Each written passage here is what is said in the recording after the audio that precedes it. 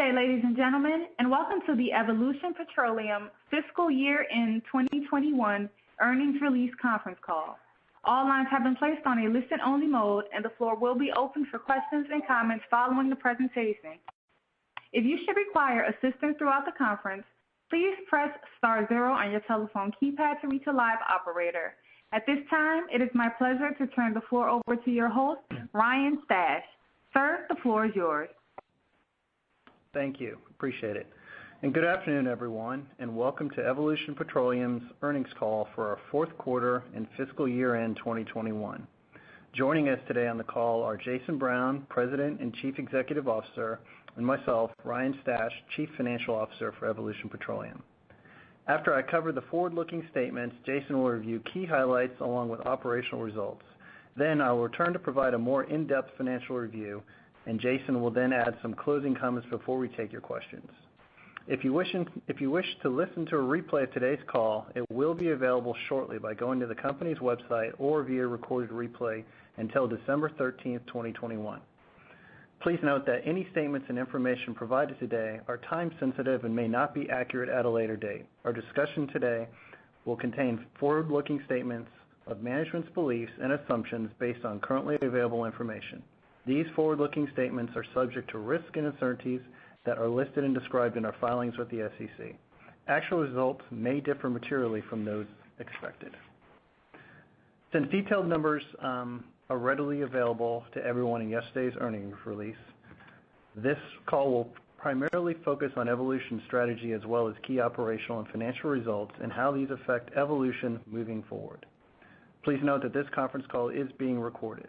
Now, let me turn the call over to Jason. Thank you, Ryan. Good afternoon, everyone, and thanks for joining us today on Evolution's fourth quarter and fiscal 2021 earnings call. This past year has been an extraordinary one for Evolution, with the backdrop of low commodity prices and our primary operator going through bankruptcy restructuring early in our fiscal year, to a swift recovery of prices and a substantial acquisition in the second half of our fiscal year. I'm pleased with the resilience and the dedication of our team. Although we're very happy to see commodity prices return to even pre-pandemic levels, we do believe the volatility still remains going forward and are cautiously optimistic amid the continued uncertainty of global markets. We were able to take advantage of an opportunity to diversify our commodity footprint and materially increase our exposure to natural gas through the acquisition of a long-life asset in the Barnett Shale. We're excited about this accretive acquisition, what it does for our company and shareholders moving forward. As I've stated before, we are interested in and continually evaluate both oil and natural gas deals, and are pleased that we were able to add these natural gas reserves to our portfolio. Through the past year's challenges, we've maintained our commitment to returning meaningful value to our shareholders through a consistent dividend program. We've increased our first quarter dividend of fiscal 2022 to 7.5 cents per share of common stock payable in September of 2021. This decision is in line with what we've previously stated, and is supported by a continuing improvement in commodity prices and the additional cash flows generated by the Barnett Shale acquisition. Including the first quarter dividend that will be paid on September 30th to shareholders of record as of September 20th, Evolution will have paid out over $77 million, or $2.34 per share, back to shareholders as cash dividends since 2013. Maintaining and ultimately growing our common stock dividend, along with achieving disciplined growth through accretive acquisitions, remain our key priorities moving forward. As we look to fiscal 2022, I'm very excited about the trajectory of Evolution. In the fiscal fourth quarter, our production grew to 4,378 net BOE per day, which is an increase of about 156% over the prior quarter, substantially due to the production benefit of the Barnett Shale acquisition that closed in May, even though it only contributed for 55 days of the quarter. We generated $4.7 million in adjusted EBITDA in the fourth quarter, almost doubling the $2.5 million we generated in the third quarter. Our year-end proved reserves increased 129% to 23.4 million BOE as well.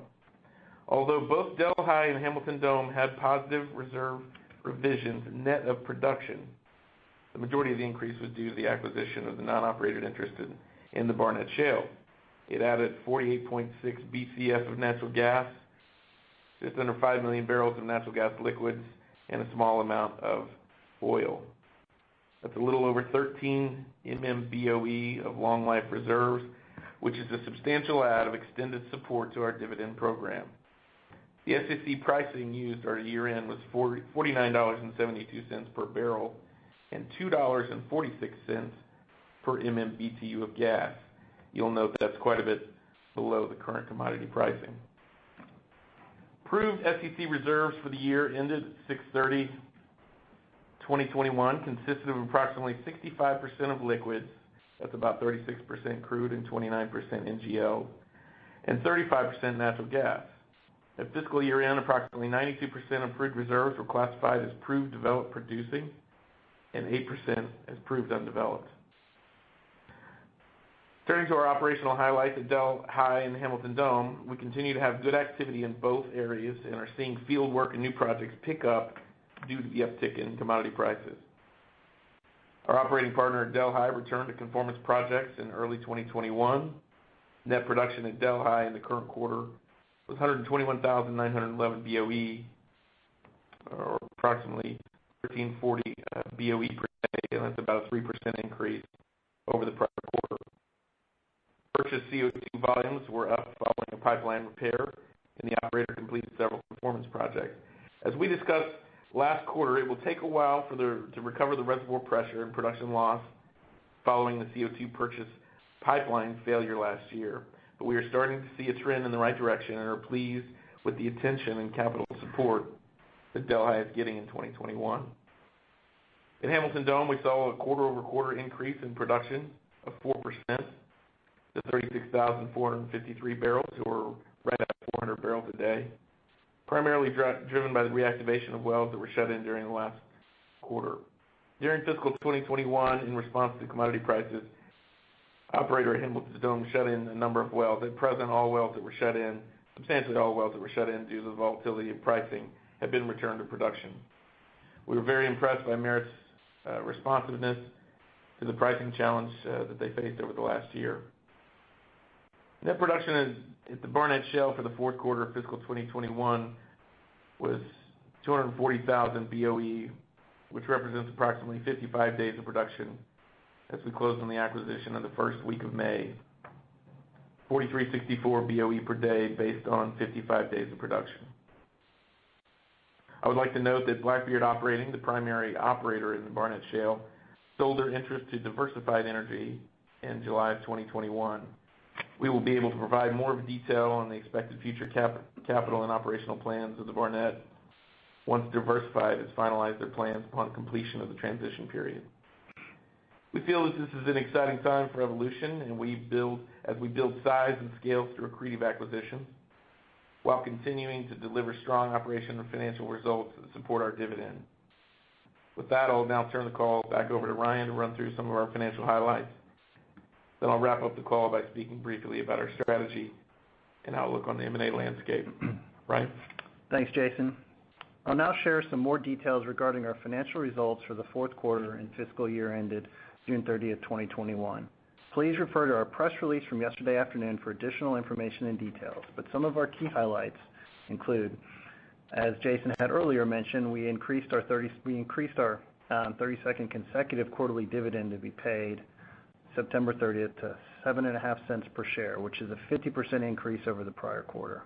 We also paid our 31st consecutive quarterly cash dividend on June 30th at 5 cents per share, which was a 67% increase from the third quarter of fiscal 2021. In May, we closed on the acquisition of the non-operated liquids-rich natural gas minerals and working interest in the Barnett Shale for $18.3 million, which is net of preliminary purchase price adjustments. We expect these final purchase price adjustments to occur in October. As Jason also mentioned, adjusted EBITDA increased about 50% in the fiscal fourth quarter to $4.7 million, again primarily driven by production from the Barnett Shale acquisition, as well as strong commodity pricing. Total revenues increased approximately 80% over the prior quarter to $13.7 million. Also, we funded all operations, development CapEx, and dividends out of operating cash flow, and we maintained our strong balance sheet with zero net debt and $5.3 million of cash on hand at June 30, 2021. We ended our fiscal year with a $30 million borrowing base. This, however, does not yet include any impacts for our Barnett acquisition, and we are currently working with our lender to redetermine the borrowing base to include the reserves from the Barnett acquisition and incorporate our year-end reserves from Delhi and Hamilton Dome. This combination of $5.3 million of cash on hand and $26 million of availability under the revolver at our current borrowing base gives us total liquidity of $31.3 million as of June 30th. Because of the Barnett Shale acquisition and its overall impact to our results, I'm going to focus more on the current quarter results as they are a much better indicator of our financial strength and capabilities moving forward. As I mentioned, the approximate 80% increase in total revenues for the quarter to $13.7 million from $6.6 million in the prior quarter was primarily due to the 56% increase in production to 4,378 BOE per day, driven again by the Barnett Shale acquisition, but also coupled with a 16% increase in realized oil prices, which averaged $62.30 per barrel for the fourth quarter of fiscal 21. Our lease operating expenses increased to $7.6 million in the fourth quarter compared to $3.6 million in the prior quarter. This increase is driven by the Barnett Shale acquisition and also increased CO2 costs due to higher CO2 injection volumes and increased oil prices. As a reminder, the purchase cost of CO2 is directly tied to oil price. But despite these increases, production costs per BOE decreased 17% to $19.02 compared to the prior quarter. General and administrative expenses were $1.8 million, which was consistent with the prior quarter.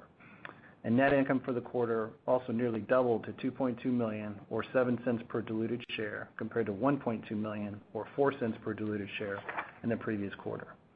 Again, primarily due to the increase in income from operations related to the Barnett Shale. For the 3 months ended June 30, 2021, we invested $16.4 million in capital expenditures, consisting of $16 million for the acquisition of the Barnett Shale assets, which, as I'll remind you, is net of a $2.3 million deposit that we paid in the prior quarter. And we also spent $400,000 at Delhi for field capital maintenance. Based on discussions with Delhi and Hamilton Dome operators, we do expect to continue conformance workover projects and will likely incur additional maintenance capex as oil prices remain strong. As Jason mentioned, the majority of the volumes at Hamilton Dome, or a substantial majority, I should say, at Hamilton Dome shut in during the low oil price conditions during calendar year 2020 have been restored, and any future reactivations will be considered depending on economics. For fiscal year 2022, based on discussions with the operators, the company's total capital expenditures for Delhi and Hamilton Dome are expected to be in the range of $1 to $2 million, primarily consisting of conformance, workover, and maintenance capital projects. Again, as Jason had mentioned, a capital spending program has not yet been established for the Barnett Shale due to the recent sale by Blackbeard operating to Diversified. Working capital decreased $8.6 million from the prior quarter to $11.5 million, and this decrease is primarily attributed to the Barnett Shale acquisition, which I had mentioned before had a purchase price of $18.3 million, net of preliminary purchase price adjustments. This now concludes the financial review of results and operations. And with that, I will turn it back over to Jason for his final remarks. Thank you, Ryan. Reserves and production are not the only additions this year. We've grown as an organization as well. We added a controller, Michael Goff, to the team, as well as the senior financial analyst, Karen Jensen. As Rod Schultz, our chief accounting officer, retired after 9 years of service. We are very grateful to him for his effort in helping the team transition through the year-end and 10K process. I continue to be impressed with our team at Evolution, as I'm feeling encouraged and excited for the year ahead as we begin to evaluate new opportunities for accretive growth and sustainable development. We've worked hard to build meaningful relationships with our operating partners and have already begun fostering a dialogue with Diversified Energy, who is in the transition process of assuming the majority of operations for our Barnett assets. We are in communication at several levels within the organization as appropriate for operational and financial processes. And Ryan and I have been pleased with the responsiveness of their upper management through several conversations. As they get further into their assumption of responsibilities, we'll be able to give a little more insight as to capital spending plans. We believe that to be limited to minor workovers and return to production type activities at this point. We remain focused on generating cash flow, returning cash to our shareholders through dividends, and evaluating accretive acquisitions that help profitability and sustainability to grow Evolution. We are seeing an influx of marketed and negotiated transactions lately and are optimistic that we will be able to build upon the successful Barnett Shale acquisition with additional assets over the next fiscal year. I believe that we've proven our ability to source and vet and successfully transact on various opportunities that support this strategy, and evidenced by our Barnett Shale acquisition. This acquisition was a significant step for our company to grow in size and scale. We remain focused on adding shareholder value. Finally, we're excited about the future and believe that Evolution is very well positioned to grow and return meaningful cash value to shareholders. We will continue to focus on assets that bolster our cash flow in the short term without specific biases to any commodities. We will look to take advantage of our strong financial position and add additional assets that will further grow and diversify the company. Thank you for your continued support and interest in Evolution. With that, I think we're ready to take some questions. Operator, please open up the line for questions. Thank you. The floor is now open for questions. If you do have a question, please press star 1 on your telephone keypad at this time. Questions will be taken in the order they were received. If at any time your question has been answered, you can remove yourself from the queue by pressing 1. Again, ladies and gentlemen, if you do have a question, please press star 1 on your telephone keypad at this time.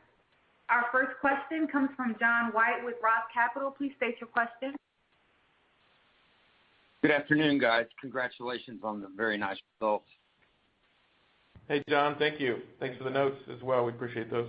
Of course. The press release said CO2 injections at Delhi are 82 million a day.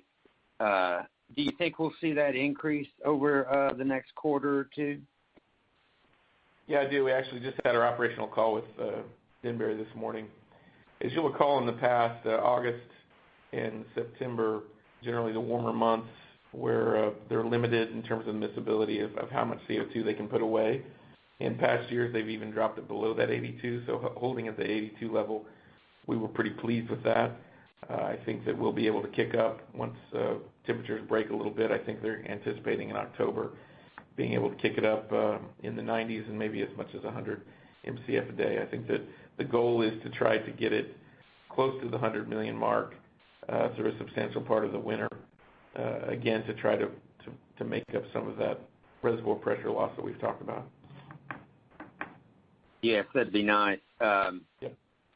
The buyer of Blackbeard, Diversified Energy, I would guess you're pretty pleased with them. I took a look at their presentation. They operate a large number of wells, and it looks like they have a significant footprint in the Appalachia area, so I would guess they've got experience operating a lot of natural gas wells. They do. They also have a substantial position in East Texas. Natural gas is their thing, low-cost operator. You know, we talked to Brad, and Ryan and I did, their COO, and try to get a feel for what type of projects that we'd be looking at. There are quite a few drilling locations out there, and at gas prices where they are now, although we didn't underwrite this thing, I think we underwrote it on kind of 270 gas to somewhere around there. We're substantially over that at this point. A lot of those locations would be justifiable, but I think their MO, and frankly ours as well, he said it best, he doesn't like to do anything that doesn't have more than about a 6-month payout. So they think in terms of payout, which is great. That's what we think of in terms as well. It's real money that's going to return back to you and then contribute to cash flow. So we think we're pretty aligned there. I think we'll be limited to that sort of activity before there's any rigs that are standing up. So this is going to be workover and return to production type things. Okay, sounds good. I'll pass it on. Thanks, John. Thanks, John. Okay, our next question comes from David Locke. Please state your question. Hey guys, how you doing? Jason, Hey, congrats on the Barnett deal. You might have just bottom tick natural gas. So the question I have. It's not bad, is, David, to get a win every now and then, right? Hey, we've been waiting 15 years, right? That's right. That's right.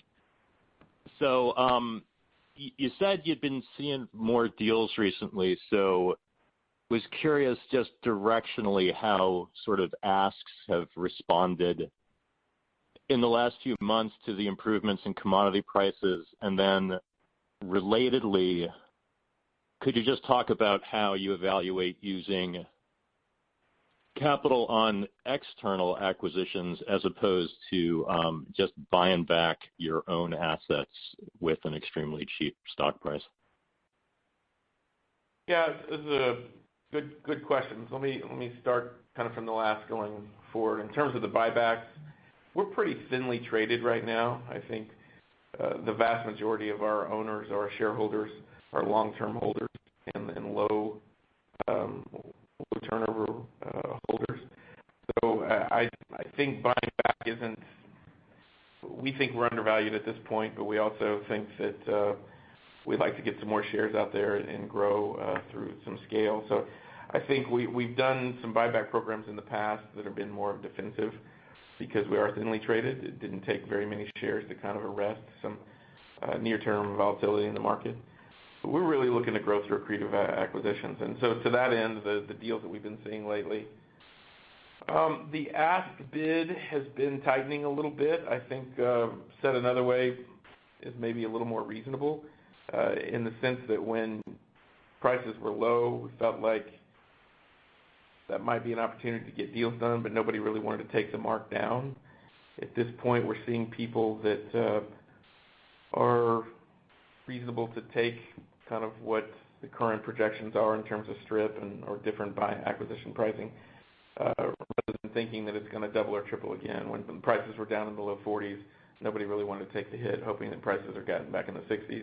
And even though there's some speculating that prices are going to go to 80 or whatever, most people are pretty happy to take the mark. And the thing that's been attractive to us is people looking to do something for a little bit of equity and a little bit of cash, which we have the option of doing, so they can participate a little bit, which allows them to do something in a way that gives them some potential to participate on any more upside. So lots of opportunities that are coming our way, like I said, and negotiated, which is nice. So we Ryan, you have any thoughts on the Yeah, I mean, the only thing I would add just to what Jason said on when you mentioned buybacks, we sort of think about it as shareholder return, right? Return of capital to shareholders. So we certainly consider the dividend as part of that. And, we continually evaluate it at the board level whether or not it makes sense to pay a dividend or to buy back shares. And, as Jason mentioned, certainly giving the float higher is a big kind of focus of ours. And we do think that our share is undervalued, but we're continually having those conversations. You can definitely expect us to have shareholder kind of return of capital kind of forefront in our minds. Okay, and if I could just ask an unrelated follow-up, which is, again, after a 15-year bear market, I think a lot of people are looking at the natural gas strip and saying, well, hell yeah, I'll take $4.50. So what's the current thinking and strategy on hedging? And what, if anything, would make that change? Well, that's also something that we talk about every board meeting.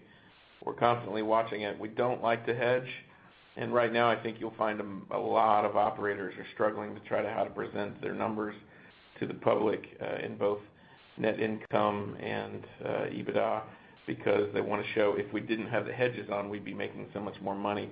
Very few of them, because they're so largely levered and by extension have to be largely hedged, are not receiving the benefit of these high prices right now. We're unhedged, and so we're receiving all of that. That hurts on the downside. We've only put in 2 hedges in our history. One was in 2014 when everything collapsed, and the other one was a short term in April of 2020 that expired last December. We look at it, but David, it's still pretty backwardated, and and we'd like to be an option, a call option on the commodity. And I think with zero debt, we feel like we're in a pretty good position to do that. If we start taking on a little bit of leverage, there might be a small amount, but I think generally the posture of the board is that we're not going to be speculative. That's kind of other traders' business, and you can lose your shirt pretty fast if that's not your expertise. Our expertise is trying to make creative acquisitions, and so we'll probably stay in that fairway. Right? Yeah, I mean, I think, to Jason's point, I mean, you mentioned gas. I mean, the curve is so backwardated right now that certainly we don't think it makes sense to go out a number of years in hedging. But like Jason said, if we took on some additional leverage, make an acquisition, we might look to hedge a portion of that through the period we think it will take to pay off the debt, right? Just to kind of preserve the balance sheet, because that's obviously a big selling point for us and something that the board and Jason and I focus on a lot. So we might look at that, in a short term or a short run sort of hedging scenario if we took on some debt. Okay, thanks. And just one more quick one, and maybe it's in the proxy, but I haven't seen it. How do you guys get paid vis-a-vis sort of share price appreciation, dividends, growth of the business, et cetera? Well, clearly not enough, I guess, is the answer to that. Oh, I'm kidding. It's I think on our long term, I think this last year our STIP was designed 50% through M&A. The board felt like a strategic acquisition was the most important thing to us, and I think in hindsight that's what we delivered, and they're happy that where we're at on that. I think there was some part of earnings per share, 25% and then 25% discretionary on the STIP. LTIP is a TSR. It's a 1/3 kind of time vesting, third, and then 2/3 based on a TSR compared to a peer group.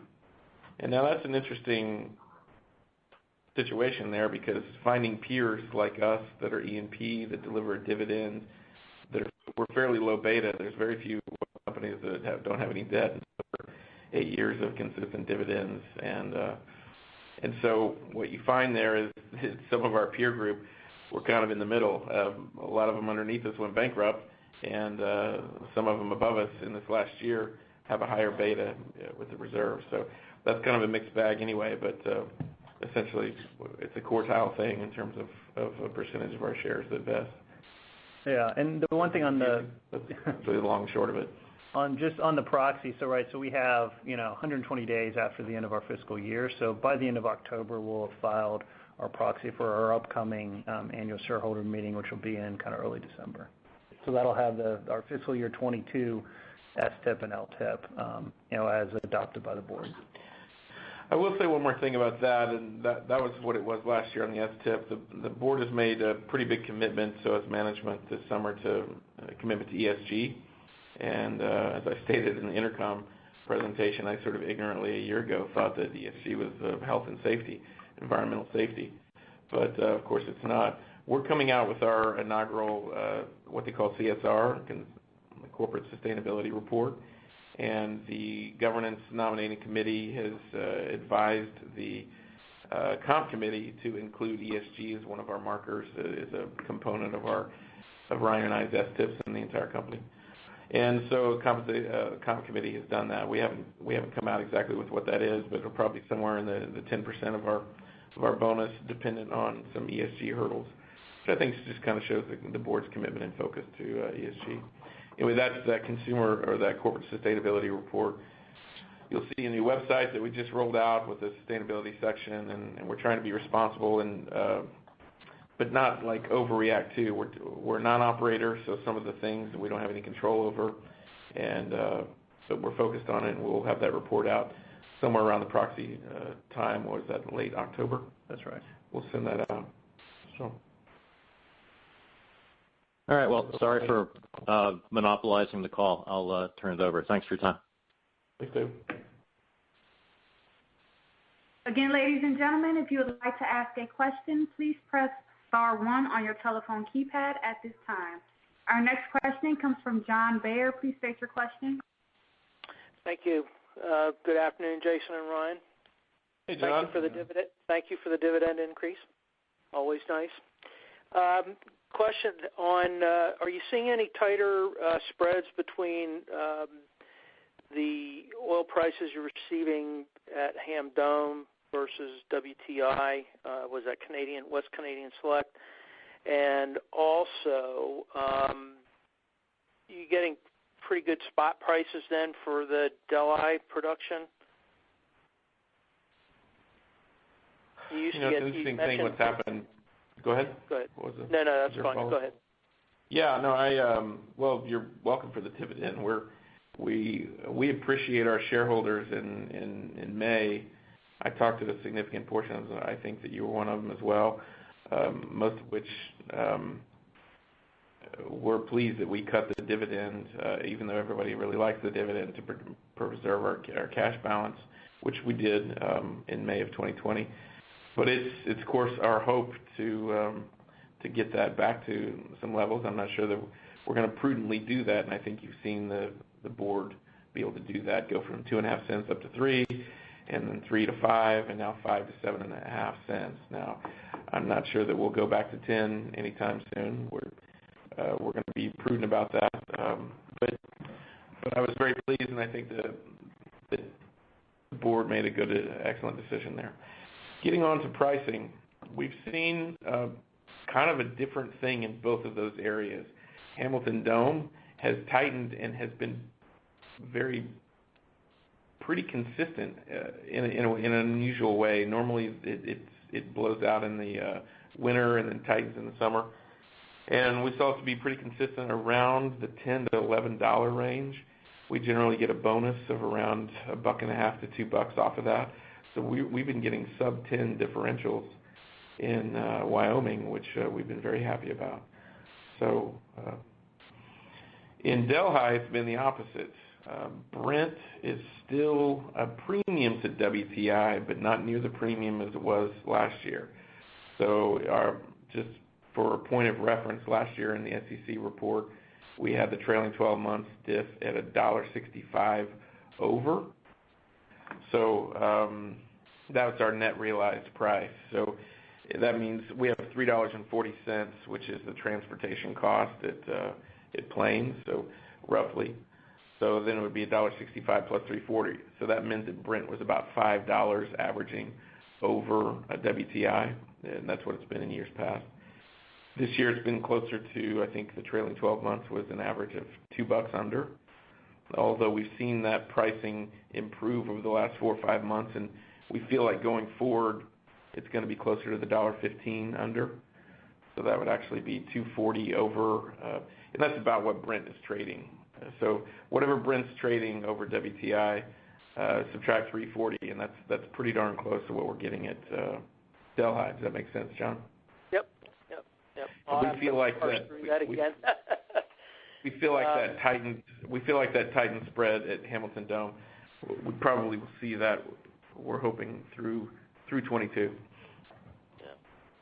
And then as far as Barnett, I don't know how much of a discount you're getting there over these spot prices. I think yesterday I saw, what was it, $5.25 or so for October.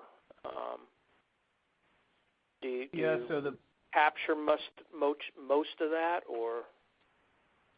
Yeah, so obviously we're marketing ours under Blackbeard and now Diversified, right? It's going to market on our behalf, and they have a longer term contract that's tied to Houston Ship, but it is tied to sort of a first day of the month FERC index. So if you see a big movement in pricing throughout the month, you may not benefit as much, but for the most part, on a month-to-month basis, as prices have gone up, we will obviously benefit for that Houston Ship Channel pricing, which is generally, right around, if not a little bit better than Henry Hub. Good. And one last question. Have you had any impact, weather-related impact to operations given the last month of ugly weather down there? No, we talked to Denbury about that. Ida had there's a couple of wells that there was a couple of that were low-lying that we shut in for a couple of days, but there was no damage to the field, and the field itself didn't shut down, the plant didn't shut down or anything like that. So very, very, very minor. That's good to hear. Very good. Yeah. Well, good quarter, and congrats. Nice timing on the purchase, and look forward to seeing what you come up with next. Thank you, sir. Appreciate it. Thank you. Okay. Take care. Okay, our next question comes from Paul Hackett. Please state your question. Sure. So I was one of the new investors in May that you had met on the tour, and so I just wanted to better understand when you were negotiating with Tokyo for the Barnett acquisition. I assume you were doing your due diligence all under Blackbeard's profile and assumptions. So how soon will you know or be able to dovetail what your expectations are with the new operator? And what could the delta be, positive or negative? Or in other words, how do you, get a read-through on that relative to what I assume you did pretty extensively prior to that acquisition? Or did you know at the time that they were going to sell their stake, Blackbeard? Yeah, we did. It was kind of in parallel. It was a little bit behind our process. In fact, we looked at, we're not really an operated company, although we looked at it potentially making a run at that. Diversified's been pretty aggressive. I would say more qualitative at this point than quantitative. And the qualitative nature of it is that Blackbeard, although very competent operator, they got handed these assets through a combination of several smash cos that NGP, which is their back-end private equity, had gone through a number of companies. This was originally through Bluestone, which is an NGP company, John Redmond and his crew. So I think there's some nature of this that Blackbeard's main focus was in the Permian, and again, really sharp guys, but I get the feeling qualitatively that they had this to kind of shepherd over until prices stabilized enough for them, NGP to be able to send it out the door, which they did. Diversified is coming into these assets with a complete different purpose and underwriting and plan and capital structure. They're publicly traded. They more like us in terms of the long term. They give a dividend, like the way they develop assets are more like us. So I think qualitatively we're pretty excited. They're going to focus on squeezing value out of it, and we're going to benefit from that. Ryan, any thoughts on that? Yeah, absolutely. I mean, like Jason mentioned, with sort of Blackbeard inheriting the assets, like Jason said, they're a good operator, and we could see in looking at the data, they've done some nice things on the cost side. They hadn't really looked at much upside at all, returning wells to production or doing any workovers, whereas Diversified has done a lot of that. And so, that was actually one of the things when we looked at the deal that got us a little bit excited, is knowing that you had an operator that got handed an asset but is going to sell it to someone who really wants to work it. So that was part of the thing that we looked at. Okay. All right. Thank you very much. Thanks, Paul. Thanks. Okay, our next question comes from David Locke. Please state your question. Hey, guys. Just a quick Delhi follow-up. How far below peak is that producing right now, and is there any likelihood of it getting back there, and what would the time frame be? I'd say we're we're 30% below peak, and the likelihood of getting back there probably will not be for a few years, and I would probably say at this point, probably not all the way back there. I think the peak was somewhere around 7,000 barrels a day of oil. There's a couple of reasons to that. One, we've had the lack of CO2 during that 9-month period. We dropped some reservoir pressure. As John asked before about CO2 levels, we're going to but inject more than we have in the past to sort of make up some of that reservoir pressure. We think that's probably, as I've stated before, kind of an 18 to 24-month build. It just takes a while you're continuing to pull out oil to overcome that you're producing, plus make up that we lost. So I think that's probably an arrest of the decline. We also have in play the Test Site 5, which is a further expansion of that area, that fifth phase, and that's been put off for 2 years. That was supposed to start this past spring. They put that off at least a couple of years. Oil prices coming back up may bring that in a little sooner. We don't know, but we're not planning on that before 2023. That would have a drilling program of around 12 to 13 wells, and what we've seen in the past with our different phase programs is a substantial kind of arc, so that over a 3-year period you sort of average much higher. So I mean, I think we have a chance to get certainly north of where we are now and substantially higher. I don't know that we're back into peak levels that we saw probably 2 or 3 years ago. That's my best guess at this point. A lot of variables there, David.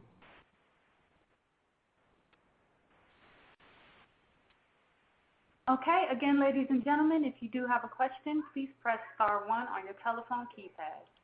Our next question comes from Stefan Mahalik. Please state your question. Hey, guys. I was just wondering if there's any continuing dialogue with Tokyo Gas on those remaining stranded assets left over in the Barnett. I know there's maybe about $5 million left. Yeah, we definitely have been in touch with those guys. We're actually still going through our post-closing settlement that will settle up here in October. I think our intention there was to see if there was some sort of a resolution to the dispute there. The parties have put that on hold, and I believe they filed a complaint against the operator, but the operator, Diversified, didn't see it was a problem and closed over that. So I think we're on pause to not get involved until that reaches some sort of resolution. The other thing is we didn't agree on a set price to it, so prices have come up pretty significantly. I think probably we're not really planning on that at this point. Okay. All right. Thank you.